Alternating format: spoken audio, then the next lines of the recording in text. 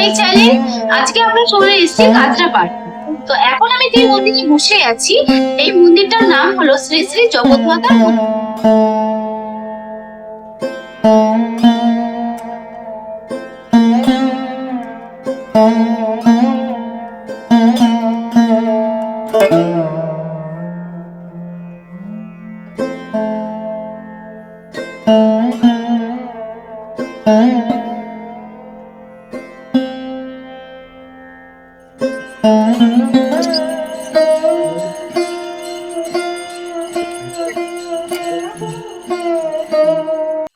Hello বন্ধুরা, welcome back to my channel. আজকে আমরা চলে এসেছি কাঁচরাপাড়। তো এখন আমি যে মন্দিরে বসে আছি, এই মন্দিরটার নাম হলো শ্রী শ্রী জগৎমাতার মন্দির। এটা হলো শ্রী রামকৃষ্ণ দেবের সেবাশ্রম। এটা ঠিক পাশেই গঙ্গা নদী, তোমাদের আমরা নিয়ে গিয়ে দেখাবো। পাশেই গঙ্গা নদীর একদম পাড়েই এই সুন্দর একটা মন্দির অবস্থিত। তো তোমরা এখানে কিভাবে আসবে, কিভাবে বা প্রসাদ গ্রহণ করবে, পুরো ইনফরমেশনটাই কিন্তু তোমাদের এই ভিডিওর মাধ্যমে আমরা জানাবো। তো তার জন্য পুরো ভিডিওটা কোনো রকম স্কিপ না করে দেখতে হবে। তো চলো আর কোনো কথা না, এবার শুরু করা যাক। তো বন্ধুরা, আজকে একটা নতুন মন্দিরের উদ্দেশ্যে আবার বাড়ি থেকে বেরিয়ে পড়েছি। আজকে যাচ্ছি হালিশহর। হালিশহর উত্তর 24 পরগনা জেলার উত্তর প্রান্তে অবস্থিত একটি অবর্ণনীয় শহর। বর্তমানে এটি একটি ব্যস্ত, অপরিকল্পিত এবং জনাকীর্ণ শিল্প শহর।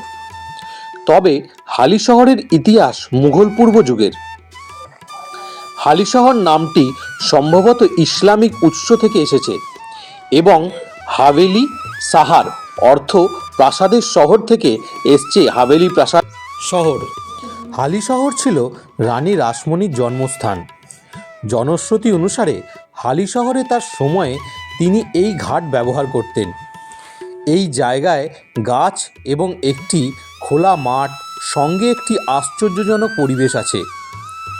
ঘাটের পাশেই রামকৃষ্ণ সেবাশ্রম। সেবাশ্রমের ভিতরে একটি বিশাল কালী মন্দির নবরত্ন শৈলীতে অবস্থিত। মন্দিরের কাঠামো আপনাকে দক্ষিণেশ্বর মন্দিরের কথা মনে করিয়ে দেবে।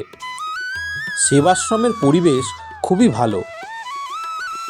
অন্যান্য শিব মন্দিরও রয়েছে এই মন্দির প্রাঙ্গণে। মন্দিরের ভিত্তিটি মাটি থেকে প্রায় 10 ফুট ওপরে। আপনি যা দেখছেন তার থেকে দেবতা ভিন্ন। প্রধান দেবী মন্দিরের পাশে একটি রামকৃষ্ণ মন্দির রয়েছে।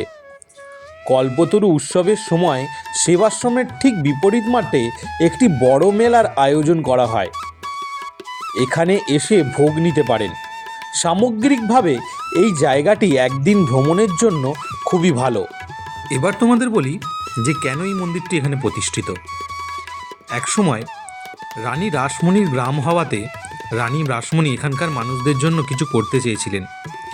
তাই বলে এখানে একটি কালী মন্দির প্রতিষ্ঠার উদ্যোগ নেন এবং মন্দির যাতে সাবলীলভাবে চলতে পারে তার জন্য মন্দিরের আশেপাশে জমির প্রয়োজন হয়, যাতে মন্দিরের প্রয়োজনীয় সামগ্রী সেই জমিতে উৎপন্ন করা যেতে পারে এবং রানীমা না থাকাকালীনও যাতে মন্দির পরিচর্যা ভালোভাবে সুসম্পন্ন হয়। তার জন্য তিনি জমিদারের কাছ থেকে 50 বিঘা জমির আবদার রাখেন। প্রথমে জমিদার রাজি হলেও পরবর্তীকালে জমিদার ভাবেন যে রানীমা হয়তো তার এই জমিদারিটাই কিনতে চাইছেন, তাই বলে তিনি জমি দিতে অস্বীকার করেন এবং রানীমাকে অপমান করে সেখান থেকে চলে যেতে বলেন। রানীমা বাপের বাড়ির লোকেদের সাথে ঝগড়া না বাড়িয়ে সেখান থেকে ফিরে আসেন এবং পরে দক্ষিণেশ্বর মন্দির প্রতিষ্ঠিত করেন। তার এই স্বপ্ন স্বপ্নই থেকে যায়।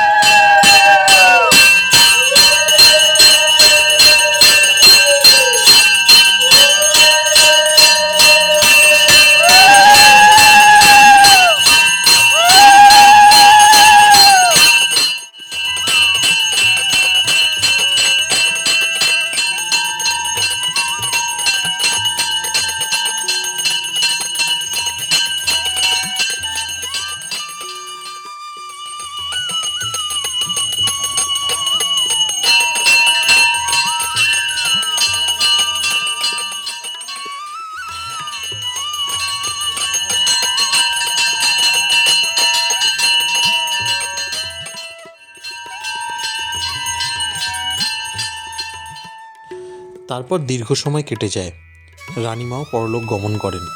তারপর এই চত্বরে তিনটে গ্রামের তিনজন আলাদা আলাদা মানুষের কাছে মায়ের স্বপ্নাদেশ হয়, যেখানে মা বলেন তার মন্দির নির্মাণের কথা, এবং একজন মন্দির নির্মাণ করেন, অন্যজন মূর্তি দান করেন, এবং এইভাবে এক একজন করে নানাভাবে এই মন্দিরটি প্রতিষ্ঠিত হয়।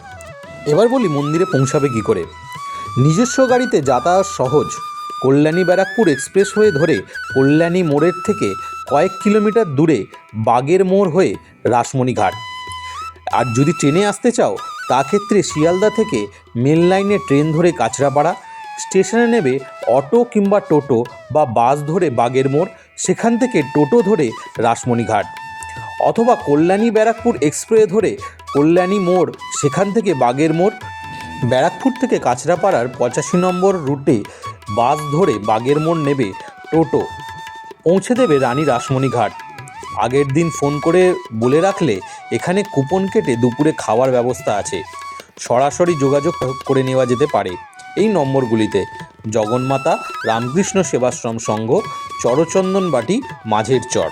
তো বন্ধুরা, সব ইনফরমেশন তোমাদের সাথে শেয়ার করলাম, এবং এই মন্দিরের উল্টো দিকে আরেকটা শিব মন্দিরও আছে, সেখানেও তোমরা ঘুরে আসতে পারো, এবং বোটের ব্যবস্থাও আছে যেখানে তোমরা বোটিং করতে পারো কিছু অল্প পয়সার বিনিময়।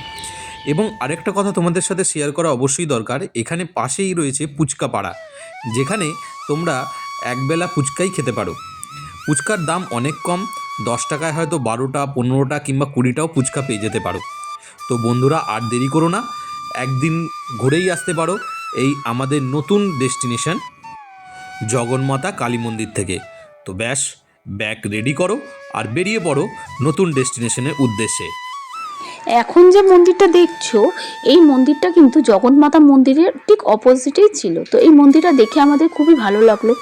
এই মন্দিরেও কিন্তু অনেক দেবদেবতাদের বাস, তো তার জন্যই তোমাদের সাথে শেয়ার করলাম।